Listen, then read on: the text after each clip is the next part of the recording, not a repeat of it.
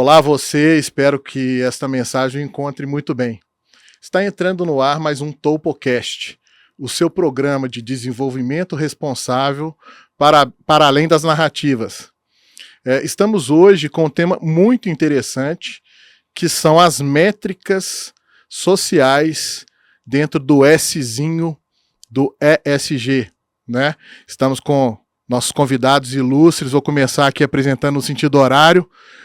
Vini Murta, o nosso atleta por propósito, um grande ator social dentro da nossa sociedade, um influenciador de sucesso aí nas redes sociais e que traz muita informação importante no que diz respeito ao tratamento das doenças mentais, a depressão. Vamos ter muita coisa para falar, né, doutor Vini? É isso aí.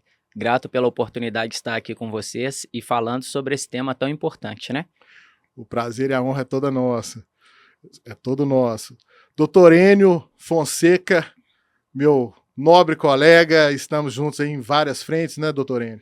E o doutor Enio, para os nossos telespectadores, é um grande gestor ambiental do Brasil, foi superintendente da CEMIG, superintendente do IBAMA, hoje é nosso colega lá na Sucesso, está aqui para abrilhantar os trabalhos, né, doutor Enio? Seja muito bem-vindo. Felipe e demais colegas aqui que compõem, né, esse momento, obrigado, né, mais uma vez pelo convite, e acredito que a gente vai ter um bom debate aqui nessa reunião de hoje. Muito obrigado, meu querido.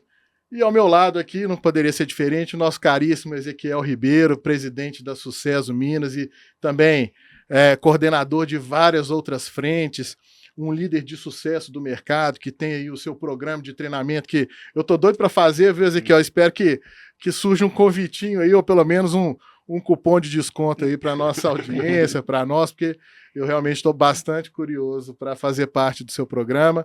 Muito obrigado pela sua presença. Eu acho que nós vamos ter hoje um time de peso aqui, viu? Estou super honrado aqui com o convite. Obrigado, Felipe. Prazer estar aqui com o Enio, Vini. Temos um bate-bola interessante aqui sobre esse tema, né? Extremamente relevante e que eu tenho certeza o ouvinte vai se sentir impactado aí com essa abordagem nossa aqui para o tema. Obrigado aí mais uma vez pelo convite, um prazer. A honra e o prazer são nossos. Gente, vamos então já começar jogando lenha na fogueira aqui, né? Nós estamos falando de métricas sociais dentro de uma abordagem ESG, né? Esse tema tem tudo a ver com o nosso programa, porque responsabilidade, desenvolvimento responsável, ele passa primeiramente pelas pessoas, pelo bem-estar das pessoas. E aí eu já vou começar jogando uma provocação, porque qualquer projeto, seja ele desenvolvido por um time de uma corporação ou por uma instituição pública, enfim, dentro do terceiro setor, qual seja, né, a origem deste projeto, nós estamos falando de pessoas resolvendo problemas. E o bem-estar laboral é fundamental para que a gente tenha a assunção dos objetivos, né, que os objetivos sejam atingidos com sucesso. Então, a primeira flecha que eu quero mandar aqui no meio desse caldeirão aqui seria: quais os indicadores efetivos de bem-estar laboral dentro do cenário da liderança, dentro do cenário do desenvolvimento do bem-estar e do combate às doenças mentais, né, decorrentes do estresse do trabalho? Quais são esses principais indicadores de qualidade laboral que vocês poderiam trazer? Fiquem à vontade, senhores. Bom, se você me permite, deixa eu já abrir a sequência aqui. Eu só estou um pouco ciumado do seguinte: do outro podcast eu vi que tinha um brinde, né? Aqui eu estou meio com ciúmes aqui do... Vamos providenciar isso agora, Ivan. Pede uns drinks lá pra gente, por favor. Tudo bem. Deixa eu abrir a temática aqui. O Instituto Gallup fez um estudo com mais de 2.000 empresas e existe uma visão clara sobre o papel da liderança nesse tema que você está trazendo, né? Um tema que eu sou apaixonado com ele, me envolvo com ele lá na Sucesso como presidente, nas minhas consultorias, no trabalho que eu faço nas minhas próprias empresas.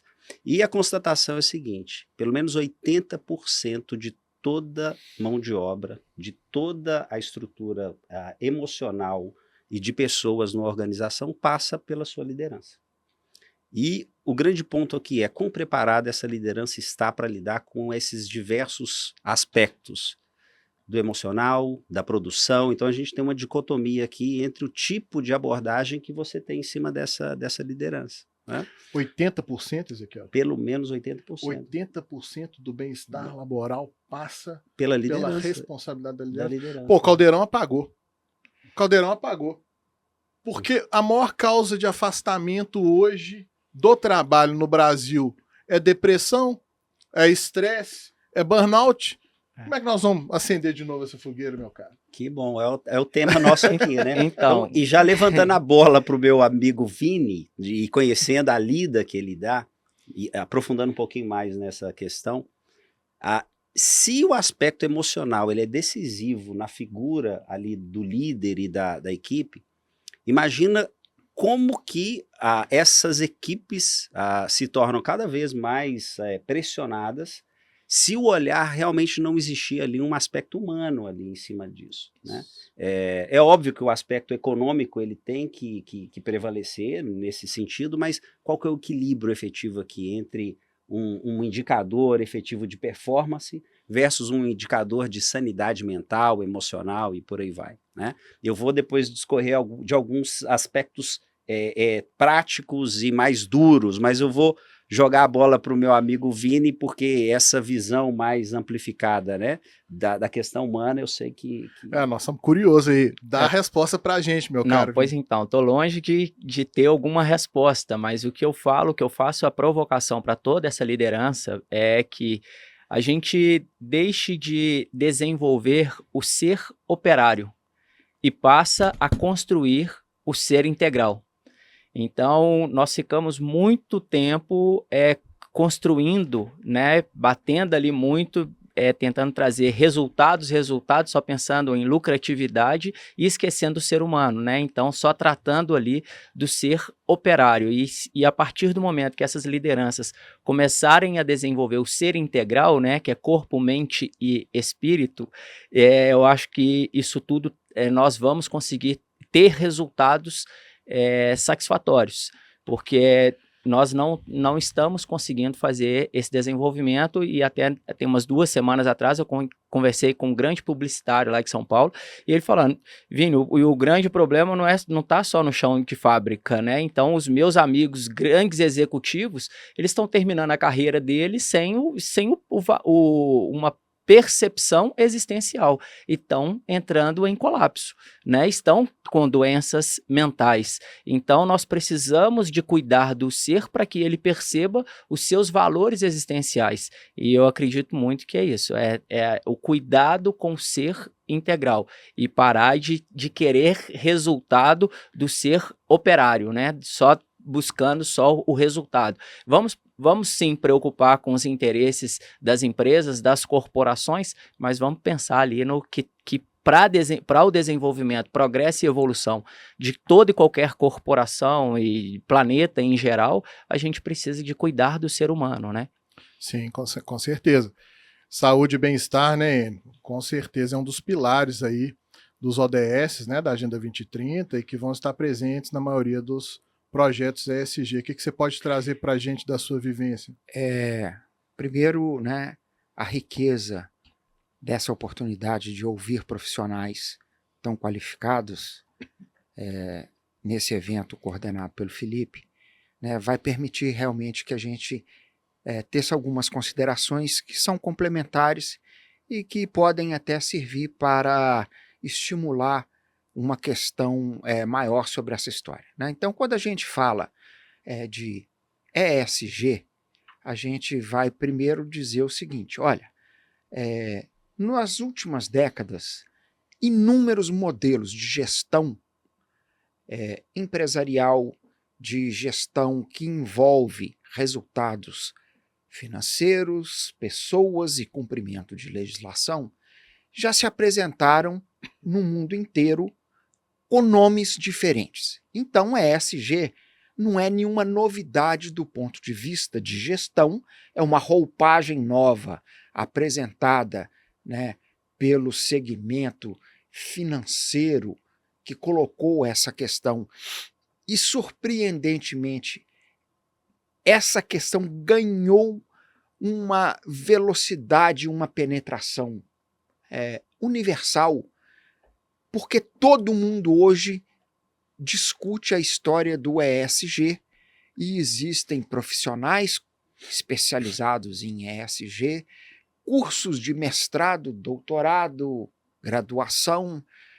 As pessoas podem se preparar durante 2 anos para entender o que é ESG, e as empresas estão criando estruturas formais de governança de ESG, e isso leva a uma situação que pode ficar, eu vou chamar curiosa, mas às vezes conflituosa, que é o seguinte: você mantém a sua área de RH, você mantém a sua área financeira, de administração, a área operacional, e aí tem uma área de ESG, que lembra muito a história do controle de qualidade, porque então você passa a ter atuações que têm sombreamento na rotina do dia a dia, e não fica fácil você separar o papel, né, de cada um desses órgãos para fazer essas 3 coisas que estão colocadas aí.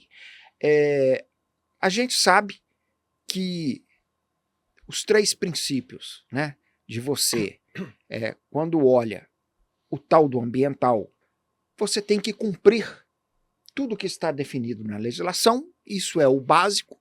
Se você quiser fazer um pouco além da legislação, né, parabéns pela iniciativa voluntária, mas fundamentalmente a cumprir a legislação. Quando você entra na gestão, né, fundamentalmente, não podemos esquecer isso, que é um princípio fundamental, que é o lucro, que é o objetivo de toda instituição, porque sem o lucro você não vai rodar a sua instituição, gerar emprego, gerar impostos, né?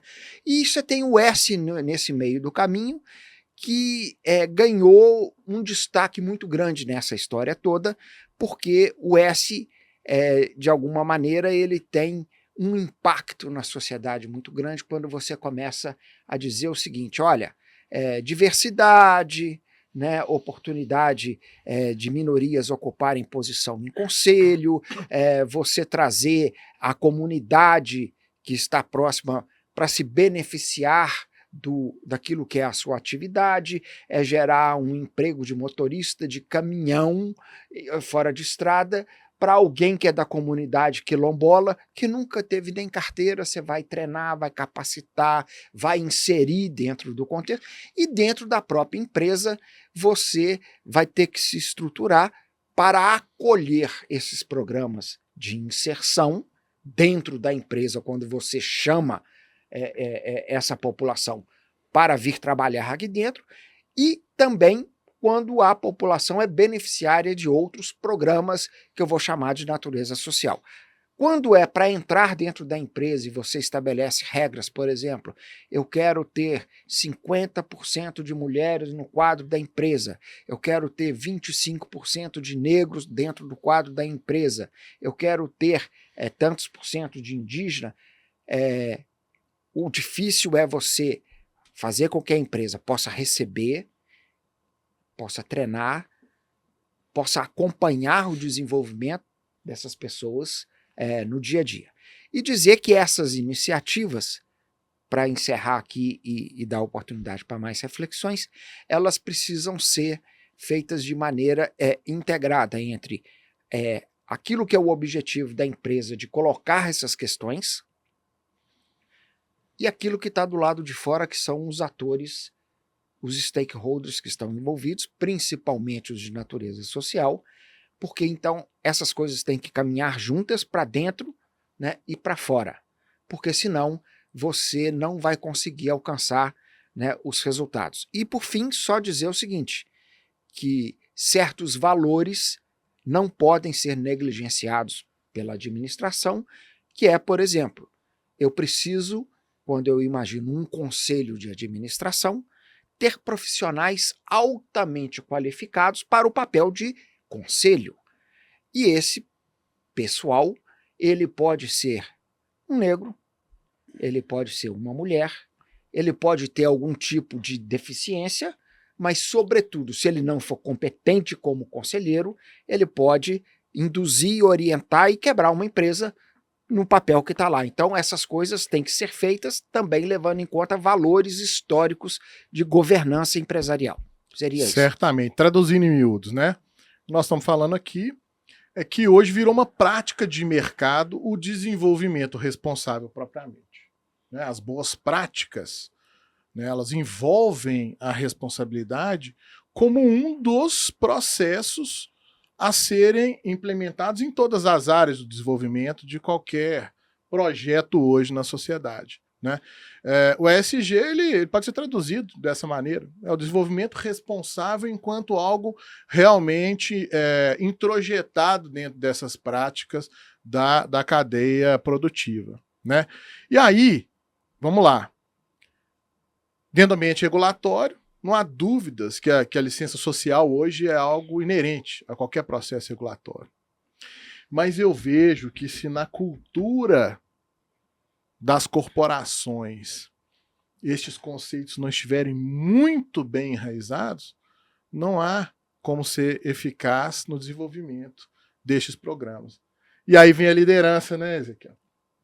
Porque sem a liderança não há como fazer essa roda motriz trabalhar com a cadência, com a velocidade necessária para que as transformações de fato ocorram. Estou certo ou estou errado? Super certo, Felipe. O ponto central que eu vejo nessa questão da cultura, eu quero daqui a pouquinho comentar um pouco a fala aqui do Enio sobre essa questão cíclica, né, da visão e da roupagem velha para coisas novas e coisas novas para coisas velhas, mas respondendo esse seu ponto é fantástico no seguinte ponto. Quando a gente olha uma série de ondas que as corporações, o próprio governo teve no passado, você tinha diversos vieses e tentativas de dar sentido para essa questão do olhar para o humano, do olhar para o equilíbrio socioeconômico. E aí quando você surge aqueles modelos de gestão, onde você fala de missão, visão, valores, e por muito tempo, e até hoje, existe uma poluição sobre o que é aquilo na visão romântica versus a aplicação efetiva para que aquilo torne a empresa perene, torne realmente a empresa executante efetivo daquilo que ela se propõe. Então, nesse sentido, quando você fala de cultura, e para mim cultura é um negócio muito simples, muito prático, eu gosto desse pragmatismo, para olhar até para o que nós estamos discutindo aqui agora do SG. Cultura, no final do dia, é o jeito de fazer as coisas. E o jeito de fazer as coisas precisa estar dentro de uma esteira, precisa estar dentro de uma cadência. Então, realmente, olhar para a aspiração de ser de uma indústria, de um comércio, de uma empresa de tecnologia, ela tem que olhar ali para a essência e realmente ter muita clareza o seguinte: propósito e missão, né, que são basicamente as duas coisas ali. O que essa empresa se presta, dentro da esteira toda dela, né? E aí sim, dentro dessa visão do que está sendo colocado ali como propósito e missão, valores. Porque eu vejo empresas extremamente ávidas por mostrar algo que ainda não estruturou. Então, quais são esses valores? Quando eu olho aspectos sociais, aspectos ambientais ali realmente fortalecidos e praticados, porque o grande ponto aqui é aquela plaquetinha bonita, né, de missão, valores, propósitos, e aí você vai lá no autoboard e pergunta, tá bom, mas fala para mim, qual que é o propósito? Peraí, Ezequiel, deixa eu ver aqui, deixa eu olhar se isso não está no seu dia a dia, se isso não está na sua prática diária. Como é que você realmente está vivendo? Se eu te perguntar o seu nome, o seu sobrenome, se tiver que pegar na sua carteira de identidade para se valer dessa resposta, você não sabe quem você é. Então, nesse sentido, se isso realmente não for uma prática real, uma prática ali no dia a dia, fica frágil. Né? E aí, dentro desse arcabouço todo, que eu chamo de diretrizes estratégicas, que é realmente ter um propósito ou uma missão muito bem clara, qual que é a visão dessa empresa, quais são os valores. E isso realmente é praticado no dia a dia. Eu vejo que realmente existe uma cultura ali forte para que faça isso acontecer verdadeiramente. Aí, sim, a gente pode ir para uma próxima nível para falar realmente dos indicadores de burnout, dos indicadores de felicidade dentro de uma visão mais amplificada, né? Da correlação da produtividade individualizada versus quanto de absenteísmo nós estamos provocando ali versus essa produtividade. Aí eu acho que a gente tem realmente algo consistente para conversar dessa camada alta aqui da liderança até com a execução efetiva aqui embaixo, tá? É engraçado, né? Porque eu fico pensando nos nossos telespectadores, o cara que já está numa corporação instituída e de repente ele tá fazendo aquela reflexão, poxa, a gente tem missão, tem visão, tem valores, mas a gente não tem isso enraizado. Além de chamar o Ezequiel aqui para nos ajudar, eu fico pensando o seguinte, o ponto de partida ele tem que ser um diagnóstico. Ele tem que ser um diagnóstico. E aí eu quero trazer todos esses conceitos riquíssimos que os senhores nos trouxeram aqui, mas para uma visão mais prática, do ponto de vista de métrica. Como que a gente coloca isso no papel e dá peso de importância para cada um desses parâmetros qualitativos, quantitativos. Eu sei que o Vini tem um caminho que ele já está trilhando nisso aí. Você pode falar para a gente um pouquinho, meu caro? Pois então, quando as empresas elas estão preocupadas em gerar um impacto social, né, na sociedade em geral, e nós estamos vendo uma realidade que uma das maiores causas de afastamento dentro das empresas é, por exemplo, a depressão. Então não adianta querer gerar um impacto na sociedade sem cuidar do seu interno, né? Sem cuidar dos seus colaboradores. Outro dia você estava me trazendo umas informações acerca de suicídio, de índice de suicídio, que eu fiquei abismado. É assustador o que está acontecendo. Você trouxe esses números? Então, eu acabei de participar do simpósio de prevenção de suicídio, né, onde estavam as maiores autoridades a nível nacional nesse simpósio, na Associação Médica de Minas Gerais, e o número de suicídio de 2015 até 2022 cresceu 136%. Caramba, com alto índice de suicídio na infância e na adolescência.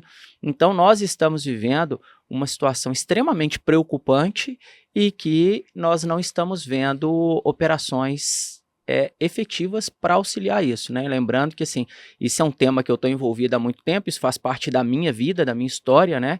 Eu tive uma tentativa de suicídio quando criança e tive depressão e síndrome do pânico quando mais velho. Você conhece um pouco a história, né? Depois, até para essa recuperação, melhorei por causa do esporte e até desenvolvi uma ação que chama Atleta por Propósito, onde eu me autodesafiei para incentivar as pessoas.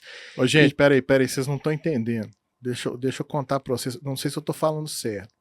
Esse cara, ele partiu do zero e fez um Ironman.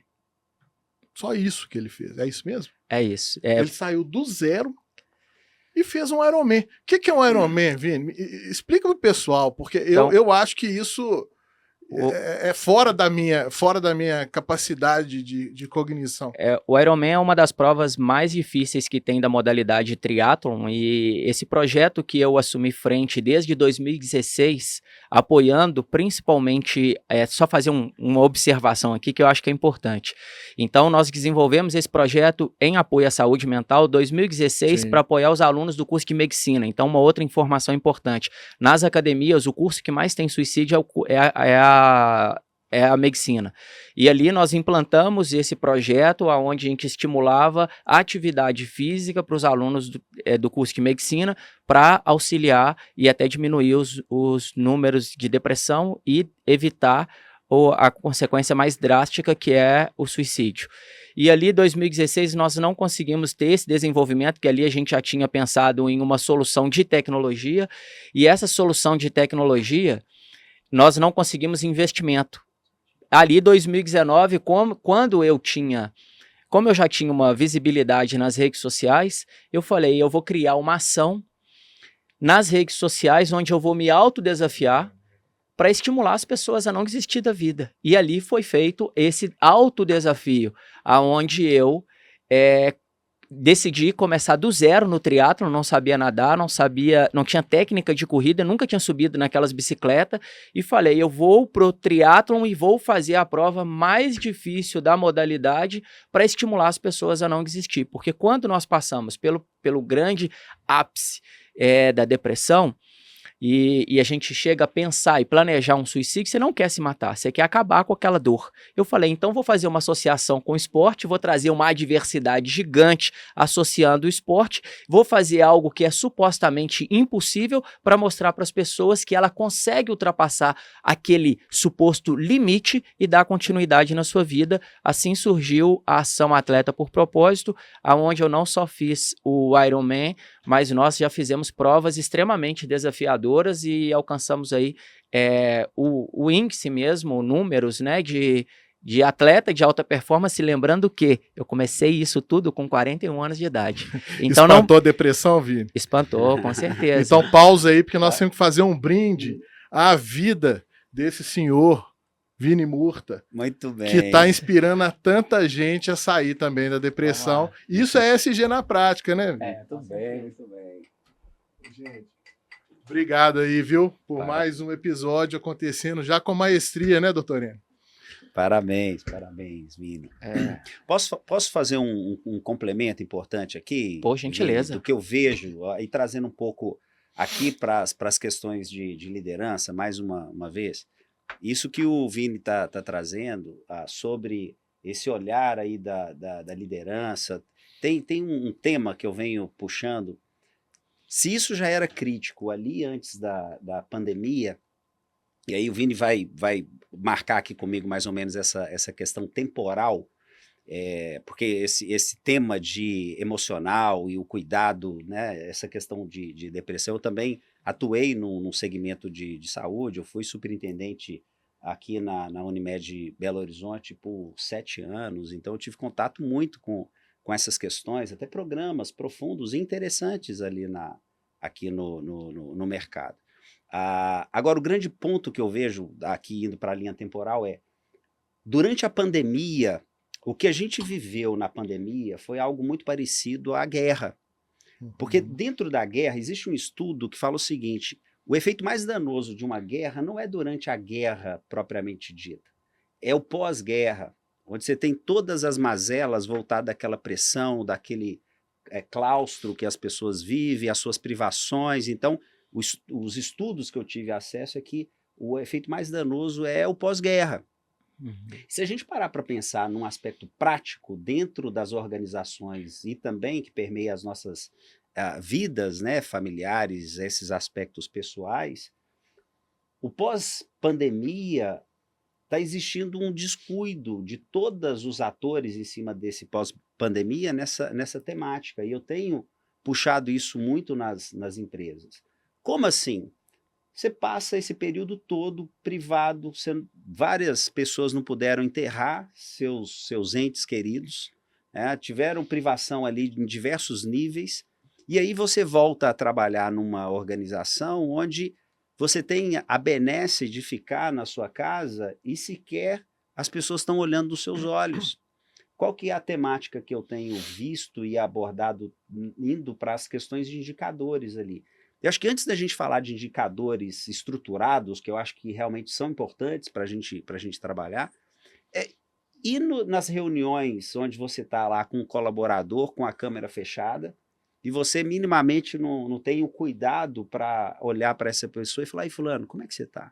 Olhar nos olhos, né? Trazer essa questão mais pragmática do zelo com E esse com é um as problema pessoas. novo, né, Ezequiel? Esse é um problema novo. Exatamente. Porque Esse tipo de reunião não era algo assim tão geral, tão difundido ainda. E isso pode soar até mesmo como uma afronta, como algo desconfortável. Olha, abre a câmera, eu quero te ver como você está. Na verdade, pode ser uma preocupação realmente acolhimento, legítima, né, com o bem-estar Exato. daquele preposto, e pode ser encarado completamente ao oposto, né? Nós estamos vivendo muito esse problema. Então, deixa eu te falar assim, sobre esse ponto que eu mencionei, eu tenho adotado algumas práticas simples nesse sentido. Pessoal, olha, pelo menos uma vez na semana, nas reuniões de acompanhamento aqui de liderança, eu gostaria de fazer essa reunião com todas as câmeras abertas, para ver, para olhar para vocês, faz tempo que a gente não se vê.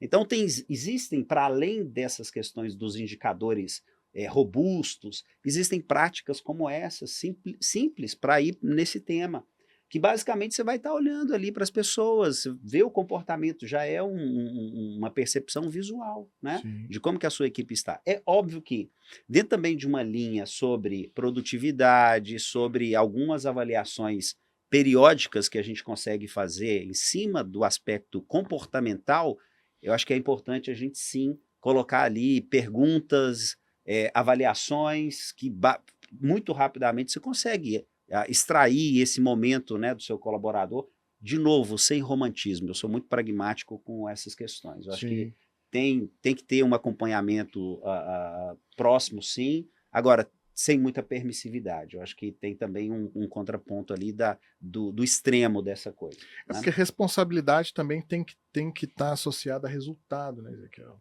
Exatamente. Mais cedo ou mais tarde, ali no final do dia, você tem que ter um reporte para você trazer para a sua diretoria, para os seus pares, qual é o grau de desempenho que o seu time está tendo, né? Mas e aí eu quero puxar justamente agora para a gente buscar entender quais indicadores seriam eficazes de fato, Vini? Aonde eu consigo monitorar a saúde mental do meu colaborador e, ao mesmo tempo, trabalhar isso de forma assertiva para a assunção dos objetivos desejados? Pois então, um grande objetivo nosso, né, que nós chegamos já até a conversar sobre isso, eu acredito que a tecnologia ela tem Sem spoiler, por favor. Sim, não pode de jeito nenhum. Mas eu acredito muito na tecnologia, eu acredito muito nessas bases, né, fazendo essa proximidade entre ciência, tecnologia e estratégias de comunicação para que a gente consiga aproximar mais. Até essa observação que o Ezequiel fez, nós temos que entender que estamos lidando ali com seres humanos. Então, a partir do momento que um líder ele percebe que um colaborador não está legal, mas ele é acolhido, eu acredito que talvez isso possa potencializar toda a capacidade dele, falar, pô, estão me vendo, estão vendo esse meu momento de fragilidade, estão me dando todo o suporte necessário, e aí entra a lei da reciprocidade, né? Pô, eu quero entregar ainda mais para essa empresa. E até a outra observação que o Ezequiel fez, né, fazendo essa observação desse fato histórico que foi a pandemia que nós vivemos. Então, todo esse processo que nós vivemos do isolamento fez com que a gente obrigatoriamente fizesse o processo de introspecção. E é um processo que é doloroso, né? Porque nós vamos estar indo de frente para os nossos maiores inimigos e maiores amigos, que é o íntimo, né? E que isso fez com que muitas pessoas realmente adoecessem ainda mais. Porque aí ela começou a perceber, falou, pô, passei tanto tempo sem perceber quem sou eu. E agora, o pós-pandemia, como que eu faço com tudo isso? Que Sim. eu vi, que está dentro de mim, as pessoas que estão dentro da minha casa, onde eu passei a reconhecer quem são aqueles e não consigo lidar com todas aquelas adversidades. Então, eu quero fugir de novo. Não é? Então, a gente precisa de conseguir organizar tudo isso para a gente desenvolver métodos efetivos em apoio à saúde mental. Sim. Eu acredito que é muito O por aí. absenteísmo, ele traz um sinal disso, né? Absenteísmo é a falta, do colaborador ao trabalho, né? Eu acho que engajamento, programas de saúde ocupacional, enfim, indicadores de produtividade, né? Conjunto de tarefas realizadas versus essas conjugações com esses outros parâmetros, alguma coisa até de dado de saúde física mesmo, fisiológica, né, que possa ser cruzado. Existem hoje, né, alguns estudos que trazem isso. Esse arcabouço de indicadores, como que vocês enxergam esse painel? Assim, dentro de um estudo de produtividade de um time, o que é mais importante ser considerado para que não haja, né, a forçação de barra nem para um lado nem para o outro, nem para o lado da produtividade, nem para o lado vamos dizer assim, da degradação mental ou física do colaborador. O que vocês podem me dizer sobre isso? Deixa eu puxar aqui, eu vou jogar a bola pro Enio daqui a pouco, assim, até pegando uma provocação que ele trouxe, que as coisas são cíclicas, e pegando a primeira fala dele ali, que é uma roupagem de coisas velhas para dar sentido numa visão nova, né? Primeiro ponto que eu acho importante é que nós não estamos vivendo coisas tão diferentes que historicamente a gente já viveu em todos esses âmbitos que a gente está discutindo aqui. Quero relembrar um acróstico famoso que sempre permeou a nosso ambiente empresarial, que era o mundo VUCA. Né? Quem lembra aí do mundo VUCA, né? Foi um acróstico criado ali nos anos 80, na época da Guerra Fria, e só relembrando o telespectador ali, o VUCA, ele é um acróstico que fala de vulnerabilidade, a incerteza, a complexidade e ambiguidade, né? O acróstico do VUCA é isso, era aquele mundo que se vivia ali naquele momento.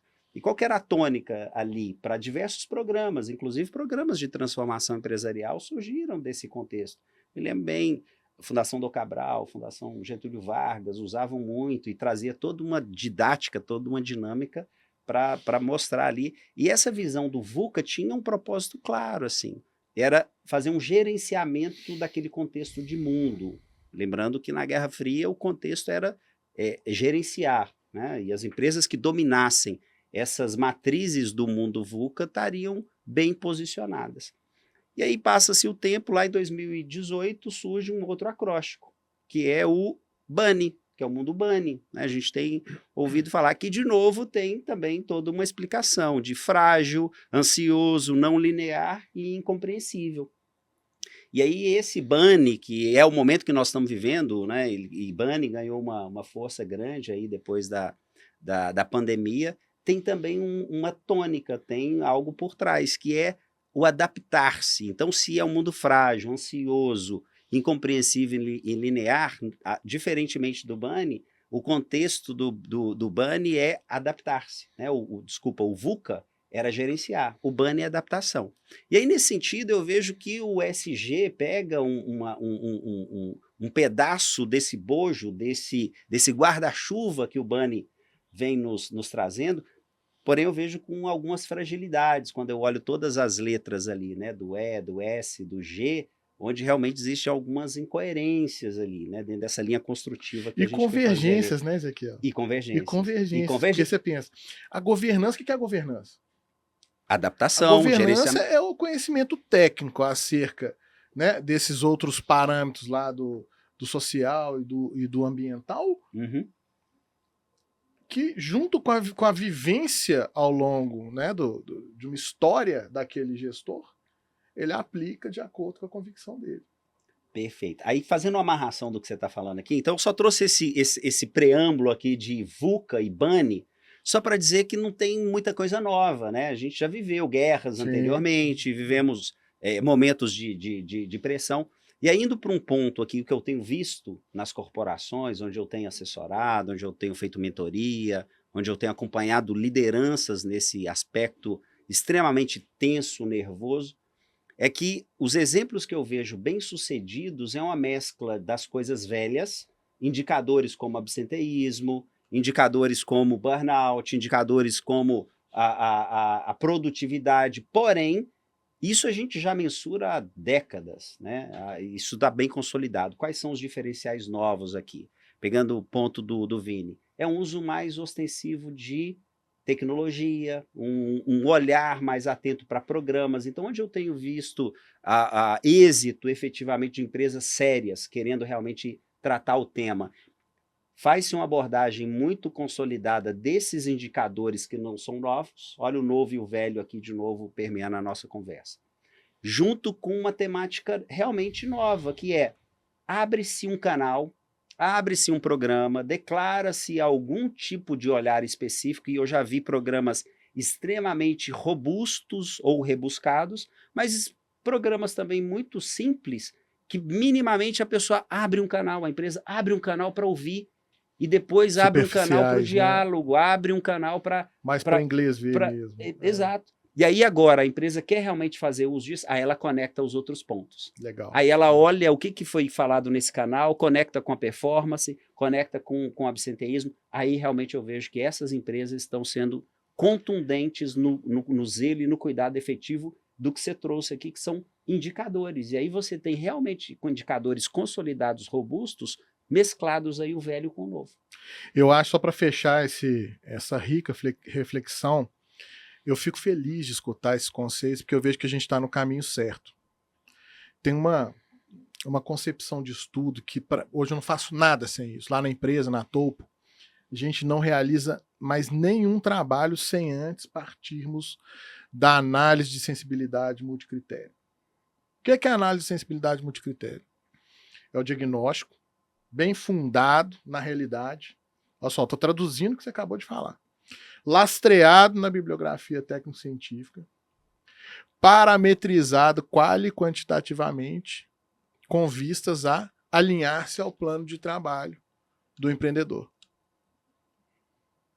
E o que a gente junta nesse caminho? Normativas, jurídicas e técnicas regulatórias. E aí a gente consegue otimizar custo, prazo e resultado. Perfeito. É esse que eu acho que é o caminho. É você trazer uma análise de risco de qualidade, é um pouco do que você está falando, ajustado a um plano de voo muito bem equalizado, para que você atinja o resultado final com o menor custo, o menor prazo e o melhor resultado.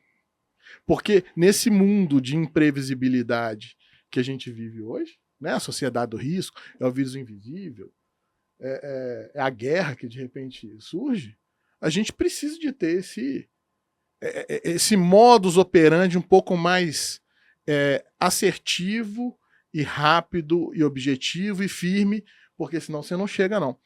E aí, Enio, é que eu quero te provocar. Mesmo com esses métodos tão eficazes, assertivos, dentro do cenário de implantação, cenário social de implantação, as comunidades ali que vão ser abarcadas por um projeto de 1 bilhão de CAPEX, onde se negocia lá a dedutibilidade fiscal com o prefeito. Não, nós vamos partir de 5% de ISS para 2%, para 3%, e nós vamos realizar aqui 1 ou 2 projetinhos desses que o Ezequiel trouxe aqui a exemplo, né, do que é o greenwashing, do que é o projetinho para inglês ver. O que você percebe e pode compartilhar conosco em termos de cenário de implantação?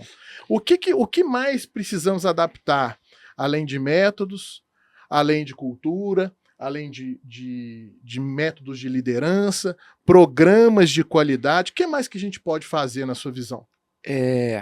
Eu gostaria de dizer o seguinte, que esse último momento da conversa, ele poderia ter se dado numa universidade norte-americana, numa empresa europeia, porque foi uma conversa clássica de gestão de administração com as metodologias clássicas que vão trocando de nome, e o que se falou aqui foi absolutamente disso aí.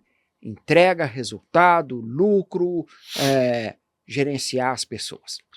E aí não precisava nem da palavra ESG, porque a gente ficou em gestão clássica. Mas eu quero pontuar o seguinte, no meu tempo de CEMIG, onde eu fiquei 30 anos, saí de lá superintendente de gestão ambiental, houve um momento em que a CEMIG, pela sua liderança, levou para lá aquele programa de felicidade da doutora Susan esqueci o nome dela, doutora Susan. Ela é uma psicóloga especializada na ciência da felicidade. A CEMIG investiu muito em capacitação, criou um grupo de trabalho para levar a felicidade na rotina do dia a dia das pessoas, no entendimento das características e situações pessoais. E isso é curioso, porque você tinha uma liderança de diretoria à época que patrocinou esse tipo de programa. Então, muita coisa aconteceu em nome, Susan Andrews, em nome de tudo aquilo que fazia parte desse tipo de protocolo.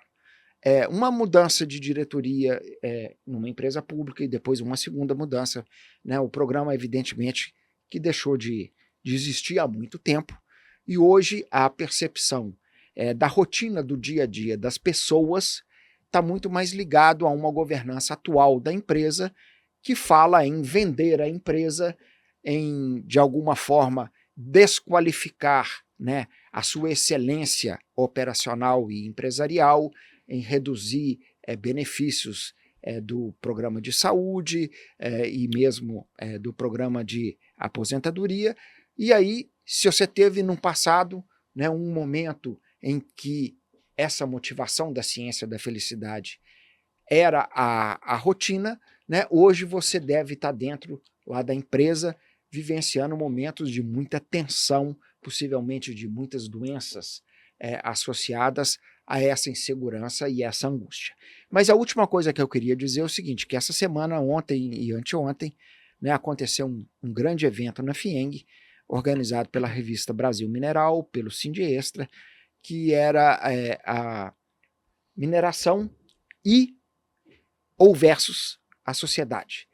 E esse programa e esse evento, em 2 dias, levou o setor empresarial e as comunidades para falar de S, de social, mostrando todas as iniciativas que as empresas estão desenvolvendo nessa linha, tanto internamente, e aquelas questões de diversidade, especialmente, né, de capacitação, Os ODS.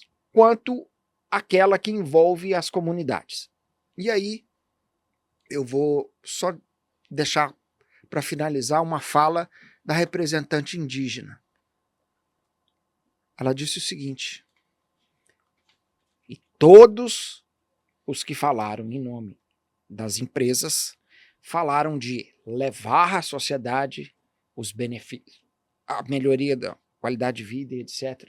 Ela falou assim, para nós indígenas, nós já estamos em contato com a natureza, a gente já tem uma série de valores. Eu não sei o que é esse trem de melhoria de qualidade de vida que vocês estão querendo trazer aqui para a gente. Nós queremos certos valores. Bacana. Você vai respeitar os valores, a montanha? Vai deixar de minerar a montanha? É mais Porque ou menos a montanha assim. é um deus para mim. Você vai deixar de minerar ela? Então, nessa frase final, fica uma reflexão assim da complexidade dessa história, da inserção aí do S, né, dentro da empresa fantástico. E junto aos stakeholders. Bacana. Às vezes você chega, o que você quer dar para ele? Eu quero dar uma caminhonete. Você pode ter uma tribo ou uma etnia que quer caminhonete. Mas você pode ter outros que falam, eu quero paz. Eu só quero a minha montanha de Eu só volta. quero a minha montanha. Eu não quero caminhonete Cara, aqui dentro. Eu quero caminhonete aqui o Enio é dentro. brilhante, o Enio é brilhante. Ele traz com muita sutileza os temas mais profundos. Porque a OIT 169, que é o tratado, né, que o Brasil é signatário, que ratificou já na legislação, que é a OIT 169, ela trata de dar publicidade às comunidades indígenas, né, comunidades tradicionais e povos indígenas acerca de qualquer empreendimento de infraestrutura que seja instalado nas proximidades e que tenha impactos diretos ou indiretos sobre aquela comunidade. Mas ela trata o componente indígena, o próprio termo de referência do componente indígena, ele trata de como comunicar, quais os métodos de trabalho para que uma reunião pública se estabeleça com essas comunidades, que muitas vezes nem falam o idioma, né, português tradicional, ou seja, a distância está muito grande ainda, né, para a gente chegar a uma gestão efetiva dessa saúde, desse bem-estar das pessoas. E o que mais me chamou atenção, que eu tinha até deixado aqui para o final para perguntar para vocês, o que mais me chamou atenção nessa conversa nossa é que o tempo inteiro a gente tratou empiricamente ou de forma subjetiva de aspectos relacionados a pessoas. Então, fica aqui a provocação, né? A gente falou de ambiente interno, da porta para dentro das corporações. O Enio trouxe agora brilhantemente um tema que é tão delicado com relação às comunidades que são atingidas por um gigante que se estabelece ali, que altera todas as dinâmicas, todas as relações e que fica por 30, 50 anos, né? Uma usina hidrelétrica, uma mina, o que seja. Então, vem aqui uma provocação, se alguém tiver alguma resposta rápida para dar, eu até tenho uma, mas eu vou deixar para o final, que é o seguinte: é possível mesclar ações voltadas ao bem-estar social com ações externas às corporações e também associadas às ações internas? É possível se estabelecer um programa que atinja esses dois cenários? E aí, como complemento da pergunta, até que ponto a publicidade de um projeto dessa natureza pode fragilizar as instituições enquanto valor monetário? Quem se arrisca aí? Eu gostaria de me arriscar e falar sobre um tema que eu venho tratando também há muitos anos. Foi aonde que eu apareci nas redes sociais, que foi essa questão relacionada à paternidade, né? Então, eu trago a provocação de que devemos cuidar da base da sociedade, que é a família. Então, quando a gente trata da base da sociedade, da família, seja qual for a estrutura familiar que for, nós estamos desenvolvendo soluções externa e interna. Porque muitas vezes um colaborador está tendo problema dentro da casa dele e aquele problema vai refletir dentro das empresas. E aquele problema dentro da casa dele vai refletir na sociedade. Então, nós devemos cuidar mais das famílias, que isso nós vamos evitar uma série de problemas de desequilíbrios, como, por exemplo, esse problema, que é um dos maiores problemas a nível global hoje, que está relacionado à saúde mental. Então, isso fica aí como provocação da gente ter um pouco mais de atenção na base da sociedade, que é a família. Eu vou fazer uma rápida contribuição. Quando a gente fala dessa gestão que envolve o público externo, a resposta ela já está dada hoje num conceito complexo que chama licenciamento social. Porque você só vai conseguir operar, implantar, produzir a sua atividade econômica, ainda que você esteja devidamente licenciado nos órgãos ambientais, mas se você não tiver o licenciamento social, que é o comprometimento, a solidariedade, A credibilidade por parte da sociedade, você não vai conseguir operar. Então essa é uma resposta, né, clara para com a sua resposta. E internamente eu não tenho dúvida também de alguns aspectos, por exemplo, complexos. Você tem uma empresa, né, de mineração grande que porventura tenha sido responsável por acidentes e que esses acidentes causaram morte, impacto à imagem. Isso é um grande problema de gestão interna para fazer com que uma equipe, percebendo esse tipo de coisa, encontre diretrizes, protocolos, posturas e atitudes para você conseguir sobreviver e superar episódios como esse, para que você continue acreditando na empresa que você está trabalhando, esteja firme na empreitada de continuar crescendo, produzindo e adotando as melhores práticas de responsabilidade socioambiental. Seria Perfeito. Isso. Ezequiel? Bom, indo para esse momento aqui de encerramento, né, uma conversa extremamente rica, passeamos aqui em diversos temas importantes e pegando um ponto que o Vini trouxe da sua provocação aqui sobre bases e você começou uma fala falando que tudo começa com um diagnóstico, né? E ele falando agora de diversos momentos ali de percepção disso. Eu tenho uma prática muito consolidada em qualquer empresa que eu começo a trabalhar, indiferente do que está se fazendo, de realmente fazer esse mapeamento, até para que a gente perceba a maturidade de alguns assuntos que a gente tratou aqui. E, classicamente, todo e qualquer negócio, seja esse voltado para as questões socioambientais, outros mercados, você sempre vai ter um tipo de avaliação dessas instituições em 4 níveis. O nível 1 que eu faço ali de diagnóstico é a confirmação daquele negócio em que a empresa está atuando. Esse é o momento 0 ali, basicamente do início de operação, e você tem que tomar cuidado com alguns aspectos nessa fase de detectado que você está nesse momento de confirmação. Depois, o próximo nível que a gente tem como diagnóstico é o momento de pessoas, é o momento em que você já está com o seu negócio avançado e você está literalmente olhando para as pessoas e aí conversa muito com essa questão do S nosso ali, né? O segundo momento dessas corporações é qual que é a maturidade de processo, né? O terceiro momento é esse, os processos estão bem estabelecidos, aí nós já estamos falando de cultura, aí nós já estamos falando desse fortalecimento do olhar efetivo para o indivíduo. E o quarto momento é um momento mágico para onde todos nós queremos realmente marchar, que é o momento da excelência. Então, quando eu olho esses quatro, e é óbvio, as empresas navegam em alguns momentos, em alguns pilares, nessas quatro grandes pilares em que eu faço aqui como avaliação. Mas no final das contas qual é a clareza que essa empresa tem fazendo um diagnóstico, qual que é a atuação dela ali no mercado, na sociedade, nas entidades públicas, como que você está relacionando com isso, tem muito a ver com esse autoconhecimento, com essa autoavaliação. Qual que é o momento dessa E empresa? quando chega no nível da excelência, já está transcendendo essa cultura, irradiando, né, os outros cenários. É isso aí. Olha, gente, não temos mais tempo. Eu queria agradecer imensamente a presença de cada um dos senhores. Foi para mim um grande prazer, tá, estar aqui.